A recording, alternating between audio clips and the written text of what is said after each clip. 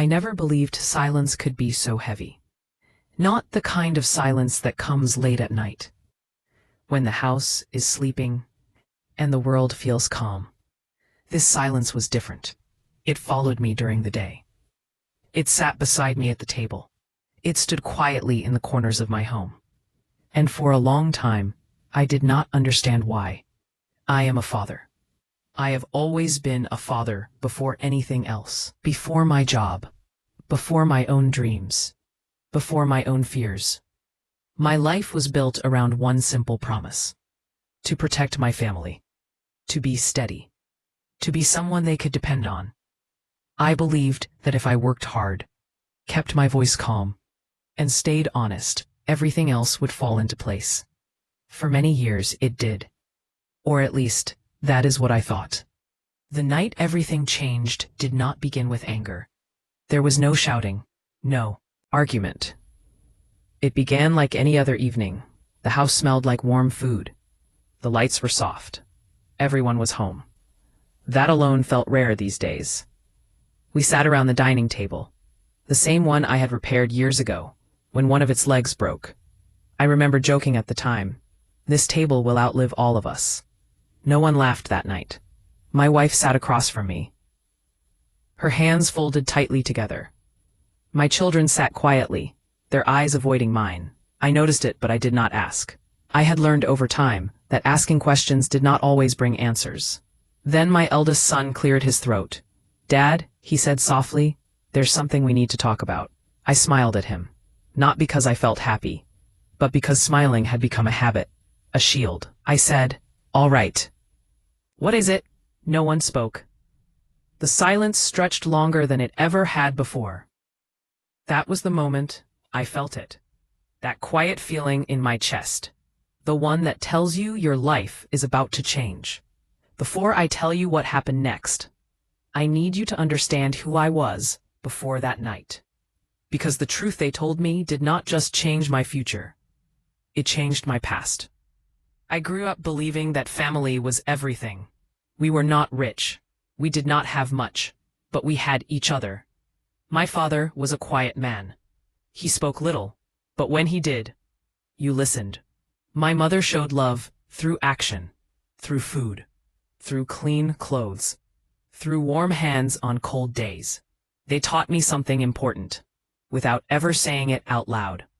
Love means responsibility. So when I became a father, I carried that lesson with me. I worked long hours, sometimes too long. I missed birthdays, school events, small moments. But every night I came home, I believed being present at the end of the day was enough.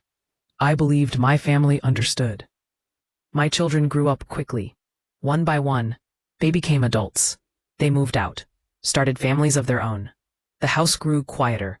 At first, soon, that quiet felt peaceful. But slowly, it began to feel empty.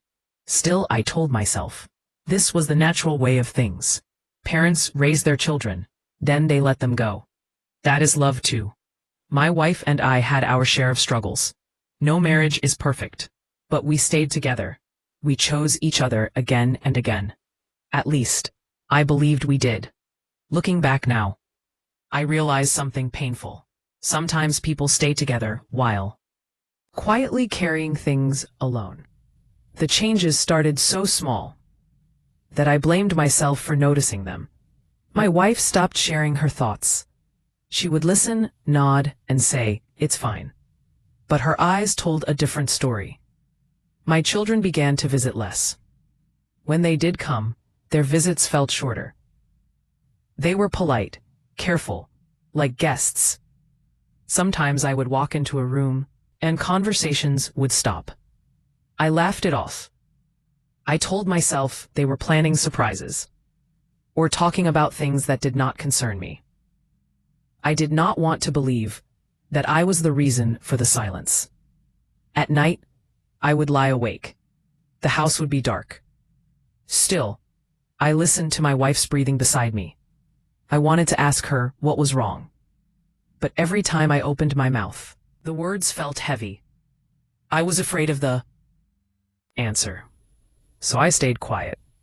That is how silence grows. Not from one big moment, but from many small ones. There were signs. Looking back now, I see them clearly. The way my wife hesitated before answering simple questions. The way my children avoided talking about the past. The way family photos stopped being updated. But when you love people, you make excuses for them. You protect them. Even from your own doubts. One afternoon, I overheard my wife talking on the phone. Her voice was low, careful. She did not know I was home. "I don't know how much longer we can keep this from him," she said. My heart stopped. I stood still in the hallway. Every part of me wanted to step forward, to ask what she meant, but I did not. I walked quietly back to my room. I told myself, I must have misunderstood. I wanted to believe that. That night, I dreamed of my children when they were young. They were running toward me, laughing. I woke up with tears in my eyes, and no clear reason why. Sometimes your heart understands what your mind refuses to accept. Days passed, then weeks. The silence continued. But something inside me changed. I began to feel like an outsider in my own family. Measured. Like everyone knew something, I did not. Then came the invitation. My eldest son called and said, "Dad, can you come over tomorrow evening? We should all sit together." His voice was calm, too calm. I agreed. I told myself this was a good sign. Families talk. Families work things out. That evening, as I drove to his house, my hands trembled on the steering wheel. I did not know why. The sky was ... gray. Heavy clouds hung low. It felt like rain, but none came. Inside, everyone was already seated. My wife sat beside my son. Not beside me. That small detail hurt more than I expected. I sat down slowly. The room felt tight, like the walls were listening. That is when my son spoke. "Dad," he said, "there's something we should have told you years ago." Those words echoed inside me. Years ago. I looked around the room. No one met my eyes. In that moment, I realized something painful. Whatever they were about to tell me was not new. It had been living with them for a long time. And I had been living beside it, unaware. My son took a deep breath, but before he could continue, I raised my hand. "Please," I said quietly, "just tell me one thing first." They looked at me. I asked, "Did all of you know?" No one answered. That silence gave me the truth before any words did. My chest felt tight. From loss. The loss of trust. The loss of shared truth. The loss of years that could never be returned. I leaned back in my chair and closed my eyes. I said nothing. Because sometimes, when the truth is close, words feel too small. That night marked the end of the life I thought I understood. But it was also the beginning of something else. Something painful. Something honest. And something I was not ready for. Yet. After that night at my son's house, I drove home alone. The road felt longer than usual. The streetlights blurred together. I kept replaying the same moment in my head. The moment I asked if they all knew. The moment no one answered. Sometimes the truth does not need words. Silence speaks clearly enough. When I reached home, I sat in the car for a long time. The engine was off. The house was dark. I did not want to go inside yet. I felt like once I crossed that door, I would not be the same man anymore. I finally went in. The house smelled familiar. Clean. Quiet. I took off my shoes slowly. Every sound felt loud. My wife was already in bed. I could hear her breathing. I stood there in the doorway, watching her. This woman had shared decades of life with me. Births, losses, struggles. And yet, there was now something between us. Something unspoken. I lay down beside her and faced the ceiling. Sleep did not come. Memories began to surface. Not suddenly, not clearly. They came slowly like old photographs pulled from a box. I remembered the early years of our marriage. We were young, hopeful. We believed love was enough to handle anything. When our first child was born, I held him in my arms and felt fear like I never had before. Fear of failing, fear of not being enough. So I promised myself I would always be strong. I would not show doubt. I would not show weakness. I realize now, that promise cost me more than I knew. As the years passed, I became the steady one, the quiet one, the one who handled problems without asking for help. My family leaned on me, and I let them, but I never leaned back. My children grew up, seeing me as someone who did not break, someone who always had answers. So when life became complicated, they began to make decisions for me, not with bad intentions, but with fear of seeing me hurt. The next morning, my wife avoided my eyes. She made tea, folded laundry. She moved around the house like everything was normal. I watched her carefully. I realized how long she had been doing this, how long she had been carrying something alone. I finally spoke. "We need to talk," I said gently. "Just for a moment." Then she nodded. We sat at the kitchen table. Sunlight came through the window, the same table where our children once did homework. I asked her one simple question. "How long have you known?" Her hands trembled. "Years," she whispered. That word hit me hard. Years. She told me she wanted to tell me many times, but each time she imagined my face, my disappointment, my pain. She thought silence was kinder. She said, "You always carried everything." I didn't want to add more. I listened. I did not interrupt. Inside, something broke quietly. I asked her why they all agreed to keep it from me. She said, "They thought you couldn't change it. So why hurt you?" That question stayed with me. Why hurt you? As if pain can be avoided by pretending the truth does not exist. That day, I began to understand something. My family saw me as strong but fragile, capable but unbreakable. They thought they were protecting me, but protection without honesty is still a form of distance. In the days that followed, I noticed things I had ignored before, moments when my wife paused before speaking, times when my children exchanged looks, conversations that felt rehearsed. All the signs were there. I just did not want to see them. I realized something else too. There were moments in the past when I sensed something was wrong. Times I brushed it aside because I did not want conflict, because I believed silence meant peace. Now I knew better. One afternoon, I found an old box in the closet. Inside were letters. Some opened, some never touched. I recognized my wife's handwriting. They were letters she never gave me, thoughts she never shared. I sat on the floor and read them slowly. They spoke of fear, of doubt, of wanting to protect me, but also of loneliness. I cried quietly, not because I felt betrayed, but because I realized we had both been alone in the same house. When my children came to visit again, I watched them differently. I saw the worry in their eyes. I saw the guilt. They were not villains.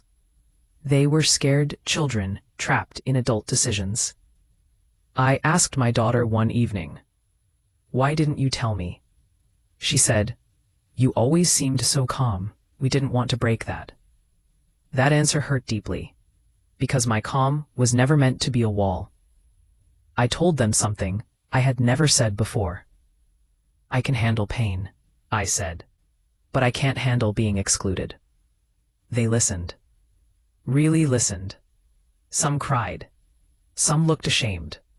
For the first time, the silence felt like it was loosening. But the full truth had not been spoken yet. Not completely. There were still pieces missing. Parts they were afraid to say out loud. I could feel it. That night, I stood by the window. Rain finally came.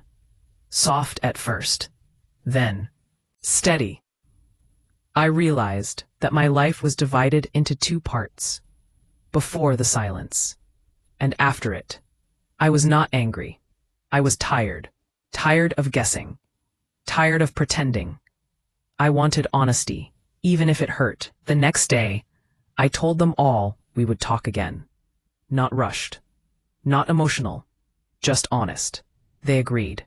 I could see the fear in their faces, but also relief, because secrets are heavy, and everyone was tired of carrying them. That was when I knew the real truth was still waiting. And when it came, it would change everything. After we agreed to talk again, nothing felt normal. The house was the same. The walls, the furniture, the old clock ticking in the hallway. But something invisible had shifted. It felt like we were all standing on thin ice, careful with every step, afraid of breaking through. I went through my days slowly. I noticed how often my family checked my mood, how they watched my face before choosing their words. That alone told me something important.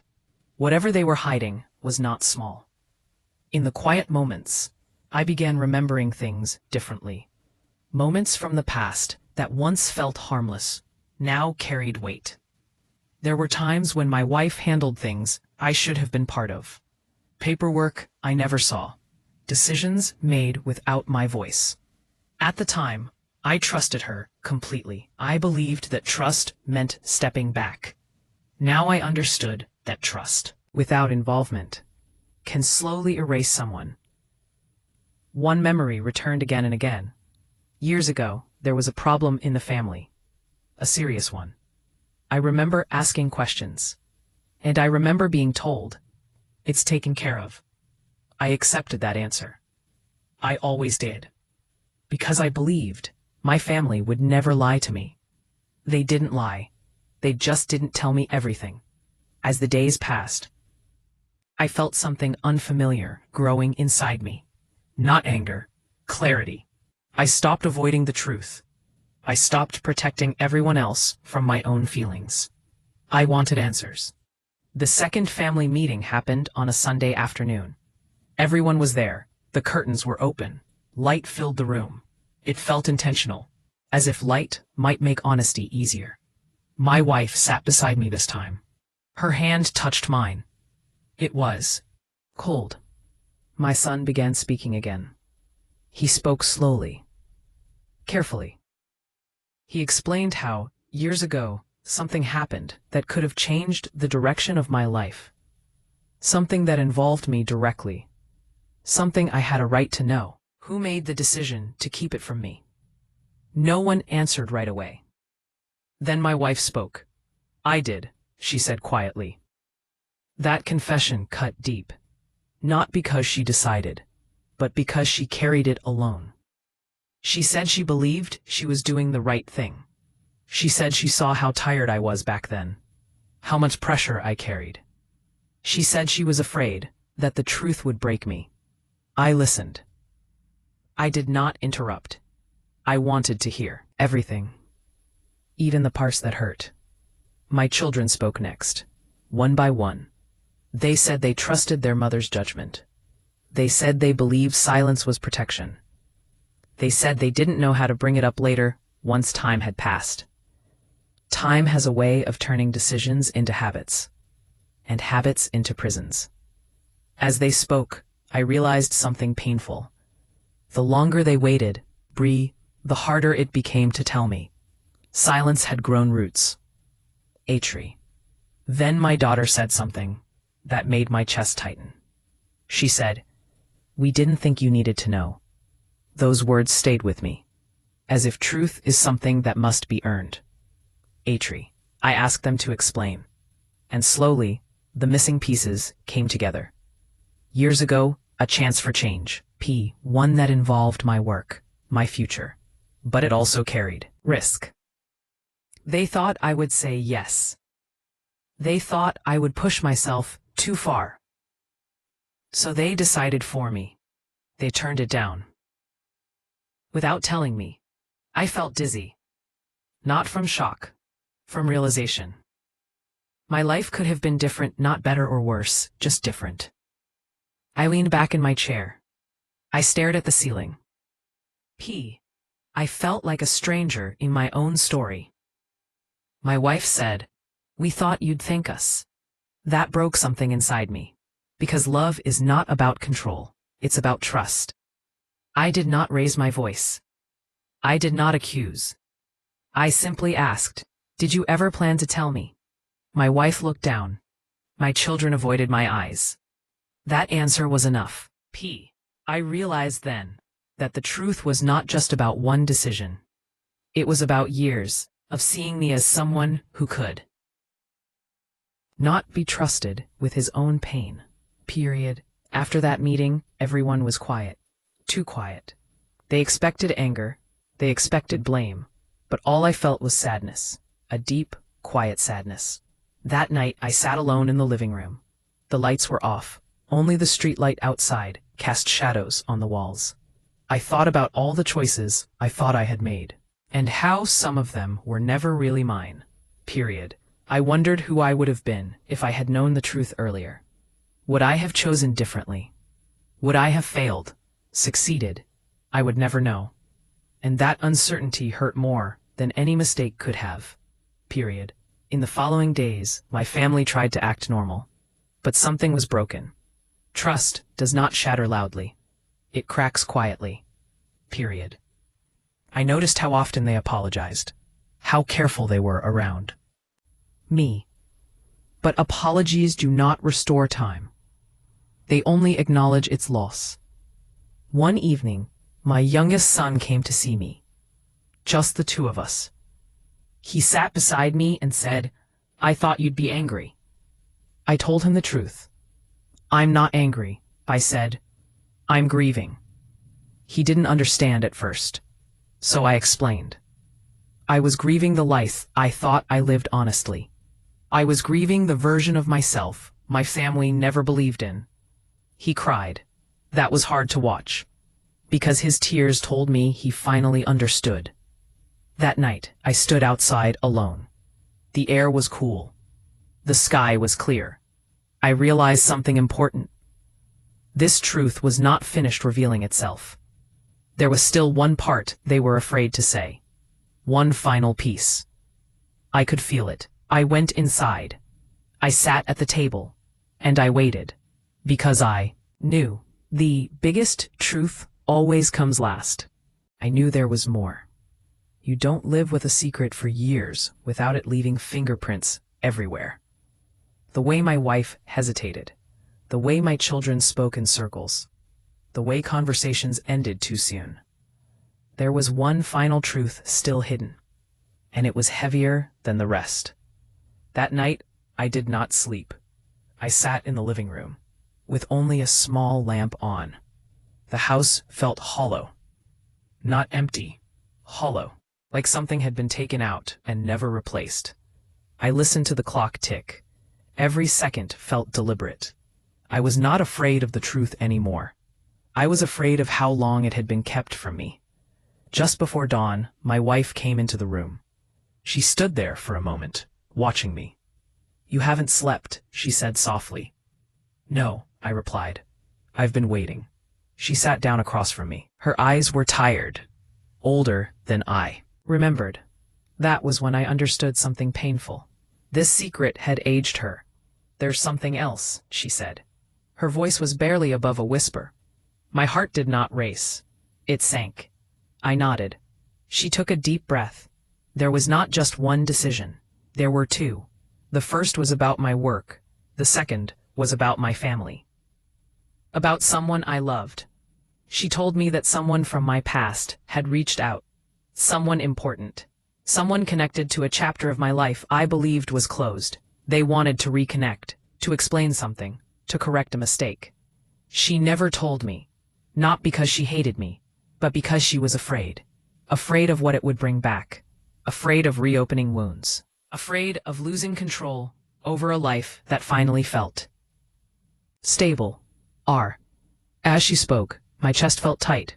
I realized then that this truth was not just hidden. It was buried. I asked her who it was. She hesitated. Then she said the name. And suddenly, the room felt smaller.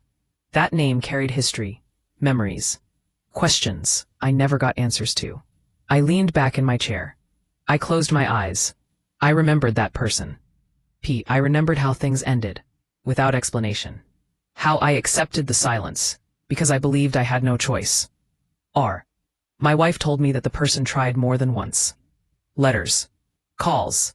She intercepted them. She believed she was protecting me. She believed silence would let us move on. I opened my eyes slowly. "Did you tell anyone else?" I asked. She nodded. "My children knew. They agreed with her. They thought the past should stay." That hurt more than I expected, because it meant this decision was not made in fear alone. It was made in agreement. I asked her why. She said, "You were finally at peace." That word, peace. As if peace can exist without truth. I stood up. My legs felt weak. I walked to the window. The sky was pale with early light. I realized something then. My life had been edited, important parts removed without my consent. I turned back to her. I asked one question. Did I ever get a choice? She shook her head. No. That single word was louder than any argument. I did not shout. I did not accuse. I sat back down. I felt empty, like something had been taken from me and replaced with quiet. Later that day, we gathered everyone again. I told them I needed to hear it all, not pieces, not softened versions, everything. They sat across from me. I looked at each of them. I saw fear, regret, love, and something else. Relief, because secrets want to be released. My daughter spoke. She said she always felt guilty. She said she watched me live a life that might have been different. She said she wanted to tell me many times, but didn't know how. Cut to the chase. My sons spoke too. They admitted they believed they knew what was best for me. They believed protecting me meant deciding for me. Cut to the chase. That was when something inside me finally broke. Not loudly, not dramatically. It broke quietly. I told them how it felt, was shaped by decisions I never agreed to. To realize trust had been replaced by fear. I wasn't weak, I said softly. Brett, I was just quiet. They listened, really listened. For the first time, no one interrupted. I told them I could have handled the truth. That pain shared is easier to carry than pain hidden. That silence does not protect, it isolates. Some cried. Some covered their faces. My wife reached for my hand. I did not pull away. But I did not hold on either. That night, everyone left quietly. No one knew what to say.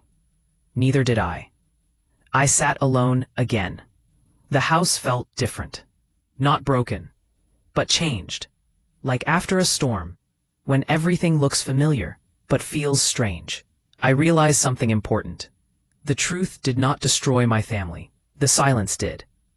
I also realized that forgiveness would not come quickly.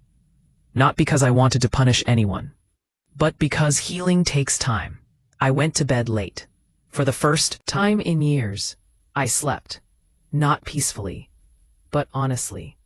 The next morning, I woke up knowing one thing.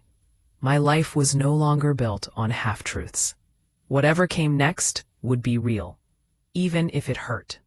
That was the night everything broke open. And from that break, something new had to grow. After the truth came out, life did not fall apart the way I once feared. It became quiet. Not the heavy silence from before, a different kind. This silence felt honest. Painful, yes, but real. The days that followed were slow. No one rushed to fix anything. There were no big apologies, no dramatic promises, just space. And space, I learned, can be both comforting and cruel. My wife moved around the house carefully. She spoke when necessary. She waited when unsure. She watched me closely. Not out of control, out of fear. Fear that I might pull away. Fear that she had finally lost me. I did pull away a little, not because I wanted to hurt her, but because I needed to understand myself. For years, I had lived inside a version of life that was carefully prepared for me. Now I needed to discover who I was without it. I started taking long walks, alone, early in the morning, before the world woke up. I walked slowly. I let thoughts come and go. Some days I cried, other days I felt nothing. Both were necessary. I thought a lot about forgiveness. People talk about it as if it happens suddenly, as if one decision can erase years of silence. But forgiveness is not a moment. It is a process, and it begins with understanding. I tried to see my family clearly, not as villains, not as betrayers, but as people who loved me in a flawed way. People who made choices out of fear, not cruelty. That did not erase the hurt, but it softened its edges. My children called often. Sometimes they talked. Sometimes they just listened. They didn't know what to say. Neither did I. We were learning again. One afternoon, my daughter came over alone. She sat at the kitchen table, where she once did homework. She looked nervous. "I don't know how to fix this," she said. I told her the truth.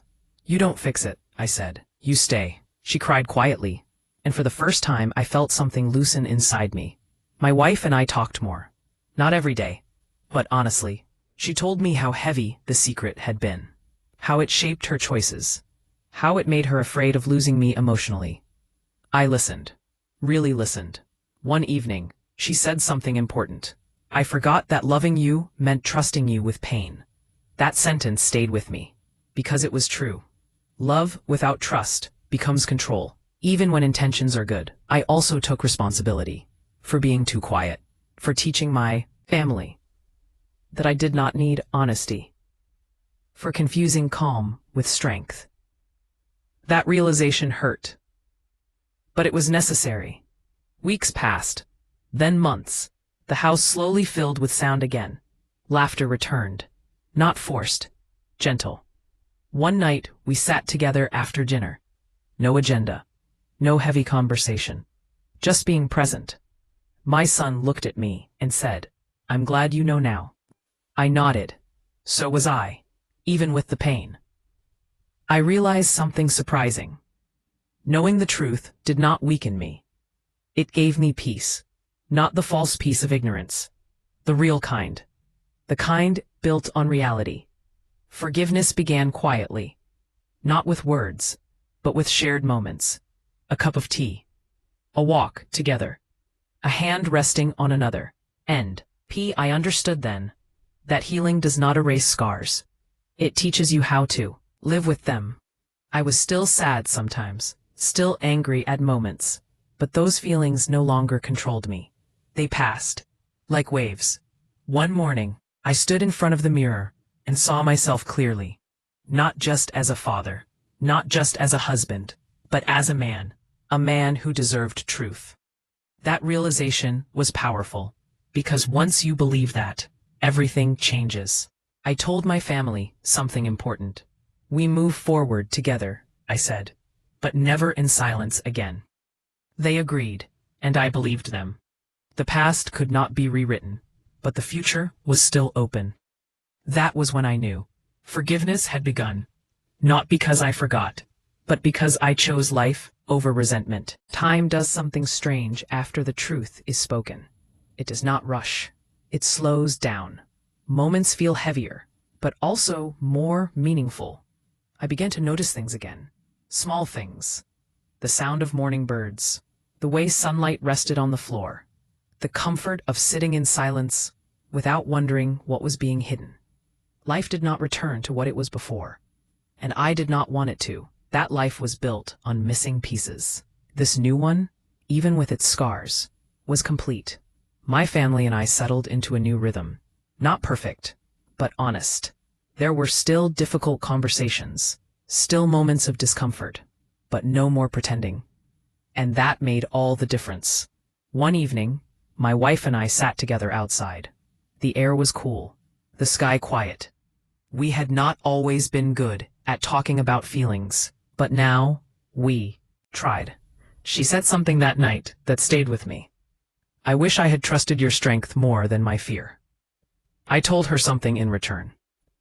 I wish I had shown my strength more clearly.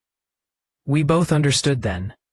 Silence had shaped us, but it did not have to define us. I thought often about the past, not with regret, with clarity. I realized that the life I lived was still mine, even if some choices were made for me. I still loved my children, still built a home, still became the man I am today. The truth did not erase that. It simply added depth.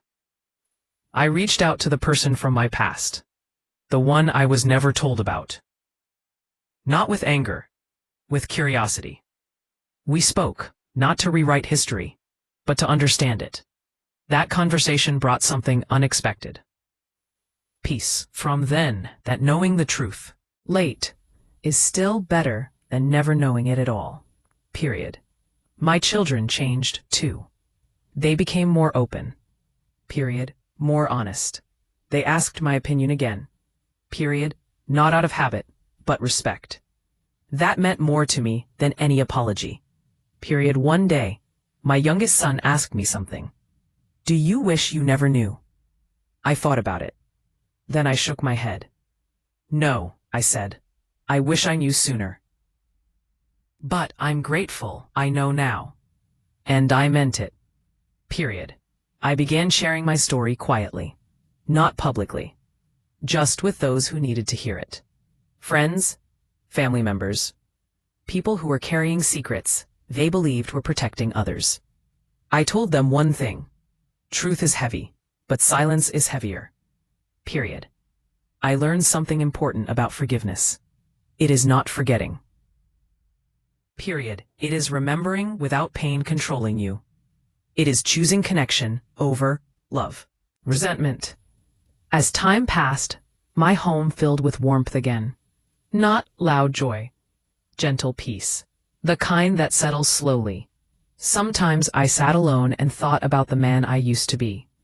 The man who believed being strong meant being silent. I smiled softly, because I knew better now. Strength is not hiding pain. Strength is trusting others with the truth of who you are. If you are listening to this story and carrying something heavy, I want you to hear this. Silence does not protect love. Honesty does. Even when it hurts. Even when it comes late. I do not blame my family anymore. I understand them. And understanding is where forgiveness lives. Life did not give me a second chance to change the past, but it gave me something else. A chance to live fully present. Without shadows. Period. When we sit at the table together, I look at their faces. Really look, and I feel grateful. Not because they are perfect, but because they are honest. Sometimes, late at night, when the house is quiet, I remember that first silence. The heavy one, the painful one. And I realize something. That silence no longer owns me. The truth set me free. Not loudly, quietly, gently. If there is one lesson I carry forward, it is this. Love is not about deciding for someone. It is about trusting them with reality. And if you love someone today, really love them. Tell them the truth. Do not wait. Time does not make truth easier. It only makes silence heavier. I am still a father, still a husband, still learning. But now I live honestly, and that is enough.